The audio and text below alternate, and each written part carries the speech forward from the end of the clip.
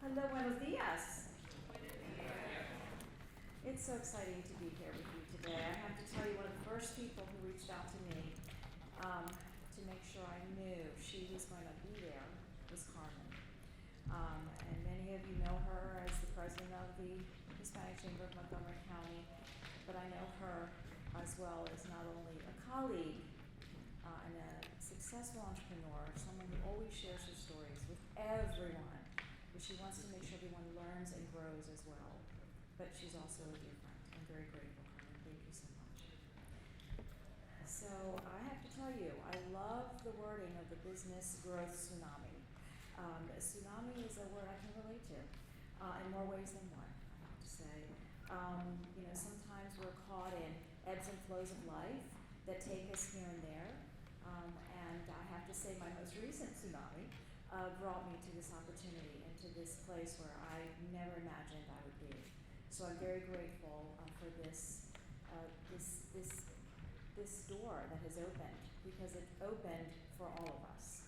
And those of you that know me know that when I'm given an opportunity to open a door, I stand by that door and I hold that door so that we all can come through. And that's really what it's about. And I'm really grateful to our governor for this opportunity and for seeing that also in what we're trying to accomplish. I bring greetings from the governor, and he is so excited to see these collaborations and to see how the impact of our communities collectively are going to affect changes. And we need your help to do that. I have notes, but those of you that know me know that I kind of go on my own pathway, because I understand that there's so many important issues that we have as a community and also as business owners.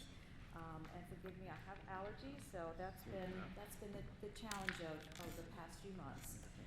Although I get a little teary-eyed too. I've seen a lot of wonderful people who've been there to support me and to lift me, so I'm very grateful for that as well. So it's a little bit of both. So I just wanted to say that the Chambers of Commerce are invaluable. They are part of the resources. They're part of the kind of untangling of when there's opportunities there, but there's also barriers there, and trying to navigate and to hear from the community, from the business owners, exactly in real time what is happening and how to break down some of those barriers. Some of those barriers having to do with contracting, some of those barriers having to do with legislation that can affect any businesses. And those of you that know me in my prior business, that was one of the issues, was a legislative change that affected the way the payment system happened for my line of business, which was in healthcare. And there's certain things you can and cannot do. So we don't always have control over our destiny, so to speak, but we certainly have control of the ways in which we can connect through chambers in particular to be able to have that voice and to be able to represent us. Our state has an incredible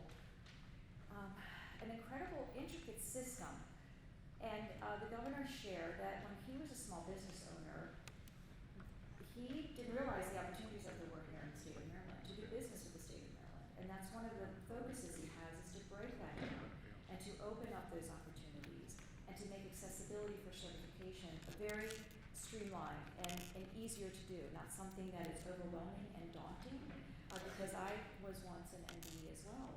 And it was through those programs that I was able to also open doors. But they also give resources and they also give guidance. So there's a lot of things there available for us. And Governor Moore is making that something that is a priority to him and to the administration. So I'll be working across all agencies to increase internal and external accountability and performance measures for the state's 3 socioeconomic procurement programs. We have the Small Business Reserve Program, the Minority Business Enterprise Program, and the Veteran-Owned Small Business Enterprise Programs.